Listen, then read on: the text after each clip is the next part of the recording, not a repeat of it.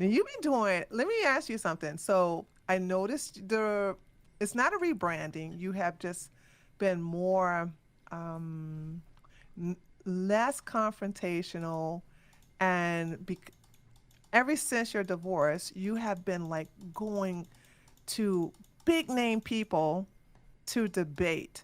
Here are my questions.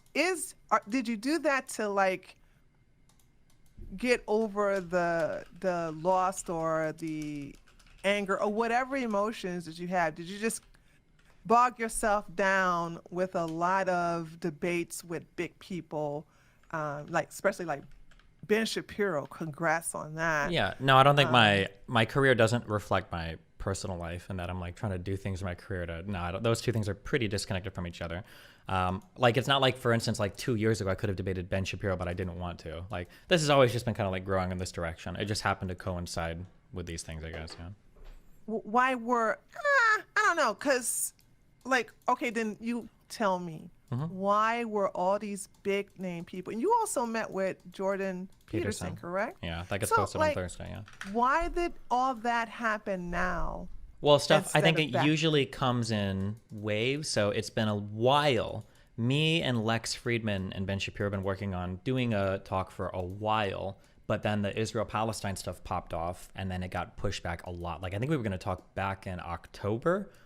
And then Hmm. obviously everything kicked off with Israel Palestine, so it got pushed off and it just got pushed more and more and more. But then when I finally did do that talk, usually if you have one big media appearance, it kind of like waterfalls into other stuff. So once I did that, Jordan Peterson saw it and thought it was good, and so he wanted to chat. Obviously, I had your good friend, Mrs. Owens over here, Candace That Owens, bitch. Oh and we my did that. God. Um, yeah, so I think when people see you do big media appearances, because people always want to like strike while the fire's hot. So strike while the fire's hot, strike while the tinder's hot, strike while the iron's No, hot, no. something. Iron's hot. While the iron's hot, yeah. So I think when people see you on an upswing, they always want to grab you and throw you on their show too. So yeah. I think I told you this before, and this is probably the reason why, I came to you because you're like a rites of passage for anyone on the right. It's like, yo, if you want to be taken seriously, you got to have a debate with Libtard Destiny. You know, Okay, that's sure. that's what they called you back then. Okay, Yeah. you're my buddy At now least in in the that like the lip. kind of like the alternative media sphere, yeah. Yeah. So I think you have now ascended to a higher level to now, which is congratulations. This is a really good position you're in. To now, you got the big name people on the right that want to, want to get to you by having you as one of the list of people that they have debated or talked to. Yeah, maybe, yeah. Yeah, I mean, I think I'm getting up to a little bit. Although there was a thing that I said a long time ago that I think for the most part was pretty prescient and has been true, and that's that like mainstream appearances aren't as fun because it's harder to get as deep into everything because people want Mm. to maintain appearances. So like I don't know if you saw this before, or I don't know how much of my Candace thing you watched, but I felt like 10 to 15 minutes in, it felt like I was about to lose her. Like she was getting triggered, and I had to like pull back significantly. Um, and I feel that I sometimes. heard that you had to do that. I, Mhm. I hate Candace so much, and I knew because somebody asked me on Twitter. They was like, "Tree, are you gonna watch?" I said, "Nope," because I knew you could not, based upon the position you're in, Mhm. that you could not go in her ass the way I would have. I would like, we about to go scorch earth, but I know you couldn't do that because Yeah. she'll just get up and And leave, yeah. leave. So I have to find this. I've got to like strike this balance of I don't want to just have people on and give them free publicity. Not that Candace doesn't need publicity from me, but I don't want people to come through and be like, "Oh yeah, I had a really good conversation with Destiny," because he was treating me with kids gloves the whole time. But then also I can't be like so. I can't be so myself that I'm just like, "Welcome to the Thunderdome. I'm about to down your throat for an hour and a half," and you say retarded shit because then nobody's gonna. So it's like it's hard to strike that balance, yeah. When do you what indications do you have to see or feel to pull back?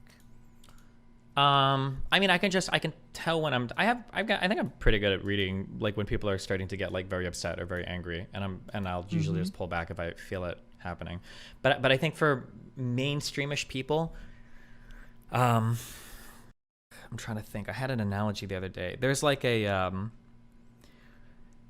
when two like when Iran and the United States go to war with each other, when we're fighting each other in the Middle East, we'll make statements about how we're going to destroy each other.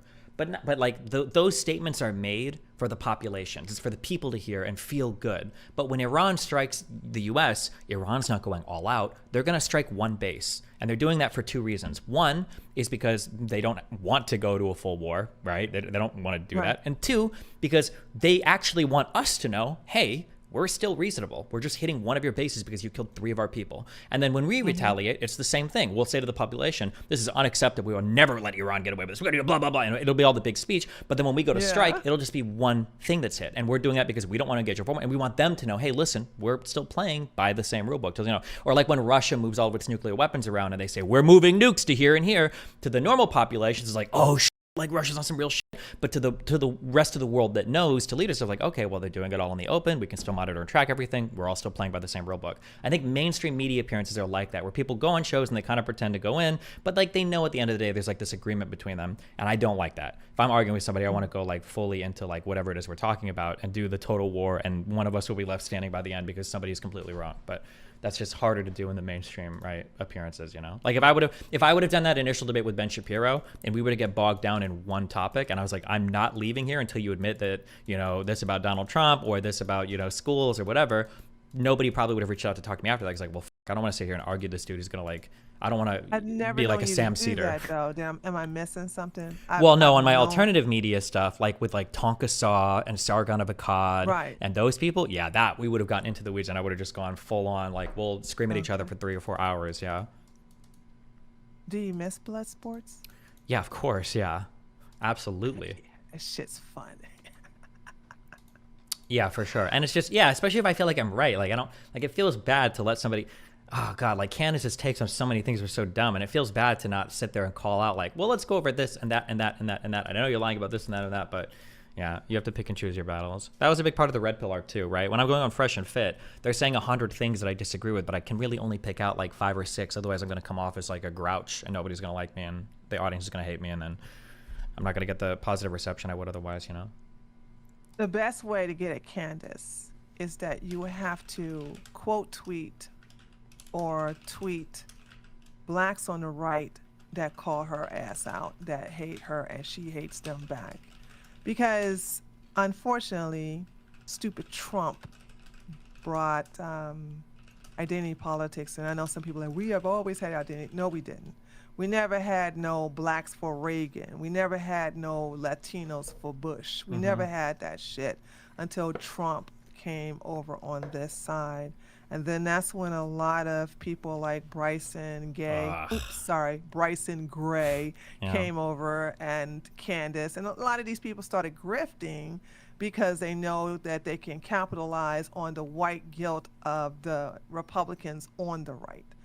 And so there were a lot, like, these people, they didn't have the nerve to call Candace the Harriet Tubman of the Democratic plantation. I was like, y'all done lost y'all minds. And so they have pissed off so many blacks, and there's a lot of things we can get her on, a lot of things. And the whole Andrew Tate thing, and she's still caping for him, you know what I'm saying? Yeah, she went to Fresh and Fit and called me a predator and then started simping for Andrew Tate like 2 hours after leaving my apartment. And I'm like, bro, are you serious? Are we being for real?